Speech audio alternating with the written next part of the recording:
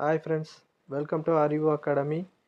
So நாம் முக்கியமான questions எல்லாம் முக்கியமான எந்தெந்த டாப்பிக்லேருந்து கொஷின் வரும் அப்படின்றத ஷார்ட்ஸாக பார்த்துட்ருக்கோம்.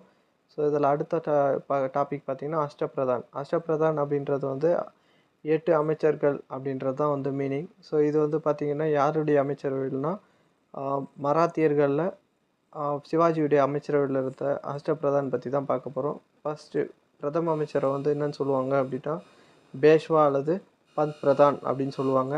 நெக்ஸ்ட்டு நிதி அமைச்சரை அமாத்யா அல்லது மஜும்தார் அப்படின்னு சொல்லுவாங்க. செயலர் வந்து சுர்னாவிஸ் அல்லது சச்சிவ் அப்படின்னு சொல்லுவாங்க. உள்துறை அமைச்சரை வந்து வாக்யநாவிஸ் அப்படின்னு சொல்லுவாங்க. தலைமை தளபதி வந்து சரி நவ்புத் சேனாதிபதி அப்படின்னு சொல்லுவாங்க. வெளியுறவுத்துறை அமைச்சரை வந்து சுமந்த் அல்லது துபீர் அப்படின்னு சொல்லுவாங்க.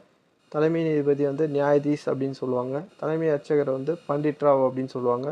ஸோ இதில் வந்து பார்த்திங்கன்னா நியாயதீஸ் நம்மளால் ஈஸியாக சொல்ல முடியும். நியாயம் அப்படின்றது நீதிபதியால் கொடுக்க முடியும், அப்போ நீதிபதி அப்படின்னு எடுத்துக்கலாம். பண்டிதர்னு யாரை சொல்லுவோம்? பெரும்பாலும் அர்ச்சகரை தான் சொல்லுவோம். ஸோ அதனால் அதையும் நம்ம ஞாபகம் வச்சுக்கலாம்.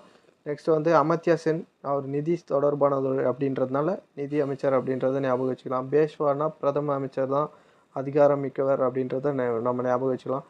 இந்த மாதிரி எல்லாத்தையும் ஞாபகம் வச்சுக்கினாலும் ஒரு சிலதை ஞாபகம் வச்சுக்கிறது மூலிமா மற்றதெல்லாம் வந்து ஈஸியாக நம்மளால் எக்ஸாமில் கிராக் பண்ண முடியும்.